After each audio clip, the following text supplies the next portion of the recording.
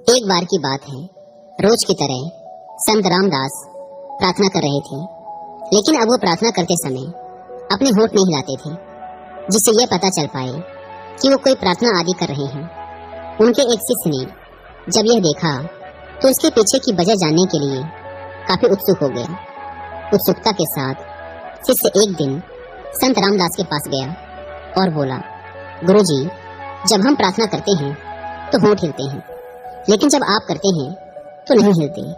आमतौर पर जब आप कुछ बोलते हैं तो होंठों में थोड़ा कंपन आता है, चेहरे पर कुछ बोलने का भाव नजर आता है, लेकिन प्रार्थना करते समय ऐसा नहीं होता। आखिर ऐसा क्यों? कृपया इसके पीछे का कारण बताइए। संत रामदास ने कहा, एक बार जब मैं राज्य की राजधानी से गुजर रहा था तो मैंने देखा कि महल के द्वार पर राजा अपने सैनिकों के साथ खड़े थे और उनके सामने एक भिखारी था। भिखारी अपने फटे पुराने कपड़े पहने वहीं खड़ा रहा।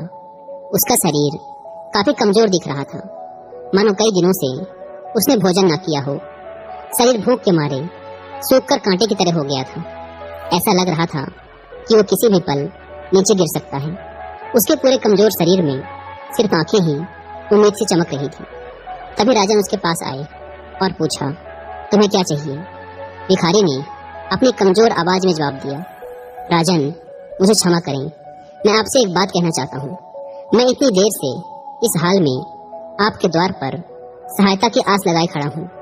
अगर मेरा हाल देखकर आप नहीं समझ पा रहे तो मुझे नहीं लगता कि बताने की कोई जरूरत है।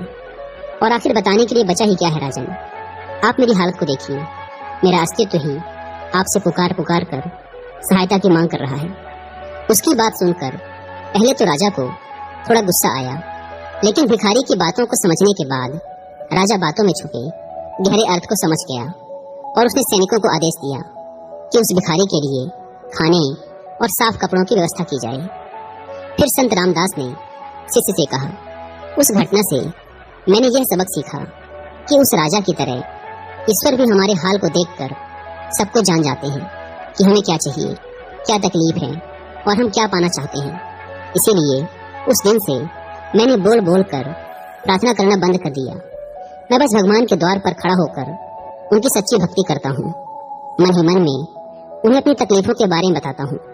मैं जो पाना चाहता हूँ उस बारे में बताता हूँ। गुरुजी की इस बात को सुनकर शिष्य के मन में एक और सवाल उठ गया और उसने उत्साहित होते हुए पूछा, गुरुजी, एक बात बताइए, प्रार्थना करने का उद्देश्य क्या होना चाहिए? संत रामदास ने मुस्कुराते हुए जवाब दिया, प्रार्थना का उद्देश्य ईश्वर में सच्ची आस्था को मजबूत करना होना चाहिए। इसीलिए तुम ईश्वर के लिए जो भी करो उसे सिर्फ ईश्वर को खुश करने की आस्था से करो। कभी किसी और को दिखाने के उद्देश्य से ना करो। अपनी प्रार्थना को अपने और अपने ईश्वर के बीच ही रखो। अगर तुम्हारी आस्था मजबूत होगी तो ईश्वर तुम्हारी प्रार्थना को जरूर पूरी करेंगे। लेकिन अगर आस्था कमजोर होगी तो तेज तेज चिल्लाकर प्रार्थना करने से भी कोई फायदा नहीं।